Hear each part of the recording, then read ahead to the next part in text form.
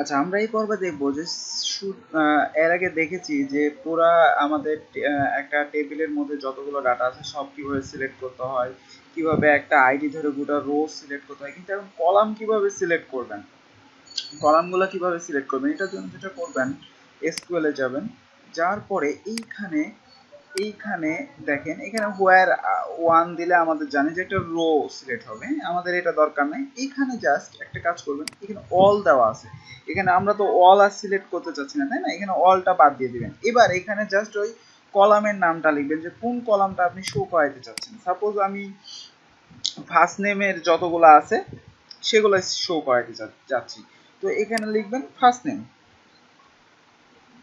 First name from customer. এবার যদি গোতে ক্লিক করেন, এই যে এখানে দেখেন ফার্স্ট নেম রাইহান, রহিম, করিম, জাস্ট এই তিনটা আসছে, দেখছেন? জাস্ট এই তিনটা আসছে।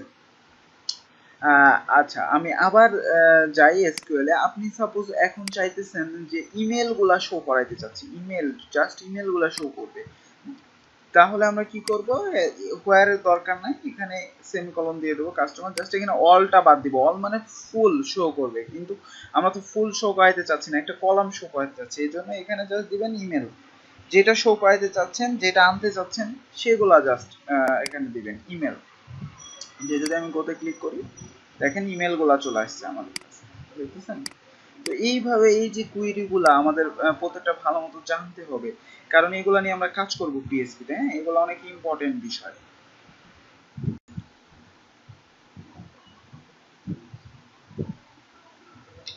আমাদের এবার দেখবো, আমরা একটু পরিচিত হব যে এসকিউএল এর অপারেটর। আমরা এর আগে পিএইচপি এর অপারেটর দেখছি, জাভা স্ক্রিপ্টের অপারেটর দেখছি, কিন্তু এসকিউএল এর অপারেটর ওই রকমই, ঠিক আছে? আমাদের বিভিন্ন ডাটাবেস রিলেটেড যেহেতু কাজ করতে হবে, এই জন্য আমাদের এই অপারেটর গুলো লাগবে জানা।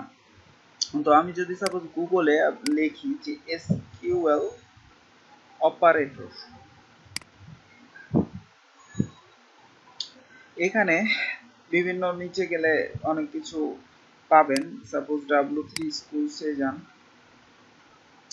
এই যে দেখেন এসকিউএল অপারেটর হচ্ছে যে এরকম, ঠিক আছে? অ্যারিথমেটিক, তারপরে হচ্ছে যে বি2 ইজ অ্যান্ড অর, ঠিক আছে? একই সিস্টেমের, equal, greater than, less than, এগুলাই, ঠিক আছে? তো এইখানে আপনি ট্রাই করে দেখতে পারেন যে কিভাবে এসকিউএল গুলা কাজ করছে। এই যে দেখেন এভাবে যোগ করা যাবে, সিলেক্ট করে এভাবে যোগ করা যাবে, এটাই এসকিউএল এর কাজ। তো আমরা দেখবো এগুলা সব আস্তে ধীরে দেখবো নেক্সট ইয়ারে। জাস্ট দেখ মানে পরিচিত করাচ্ছে যে এখানেও আমাদের অপারেটর আছে এসকিউএল এর, ঠিক আছে? এগুলো আমাদের লাগবে ডাটাবেস রিলেটেড, যেহেতু আমরা কাজ করব এক ডাটাবেস টেবিল থেকে আরেক ডাটাবেসের রিলেশন, ওই ডাটাবেস থেকে ডাটাগুলো নিয়ে আসা, এই ধরনের কাজ করতে গেলে আমাদের এই অপারেটরগুলো জানতে হবে, ঠিক আছে?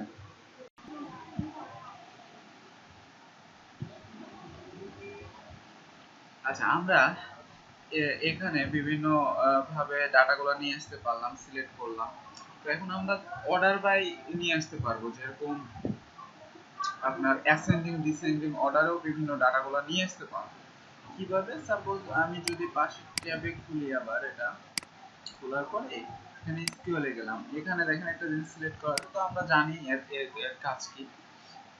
সিলেক্ট স্টার ফ্রম কাস্টমারটা সিলেক্ট করলাম, তারপরে যদি আমি লিখি এখানে অর্ডার বাই, এখন আমি কি অর্ডার নিয়ে আসতে চাচ্ছি, মানে কোনটা অর্ডার ভাবে করতে চাচ্ছি। তো সাপোজ মনে করেন ফার্স্ট নেম গুলা অর্ডার অনুযায়ী আসবে, তো এখানে লেখেন ফার্স্ট নেম, এবার গোতে ক্লিক করেন, দেখেন করিম, তারপরে রাইহান, তারপরে রহিম, এভাবে আসছে, দেখতেছেন?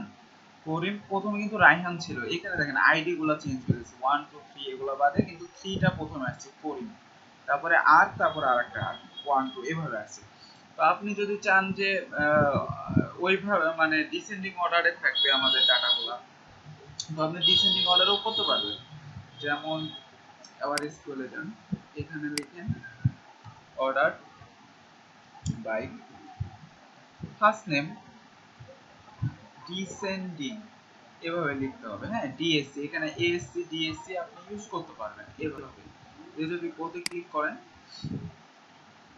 দেখেন ডিসেন্ডিং অর্ডারে ভাবে সে চলে আসছে, ঠিক আছে, দেখছেন। তো আমরা এখানে কিভাবে করতে পারবো, অ্যাসেন্ডিং ভাবেও করতে পারবো, যেভাবে আমাদের ছিল আর কি, নরমালি সিলেক্ট করলে যেভাবে আসে। তো এটা নিশ্চয়ই মনে হয় বুঝতে পারছেন সিস্টেমটা। সাপোজ আমি আবার করতেছি অর্ডার বাই এএসসি, মানে হচ্ছে অ্যাসেন্ডিং। এবার যদি আপনি কোডে ক্লিক করেন, এখানে কিছু একটা ভুল করছি।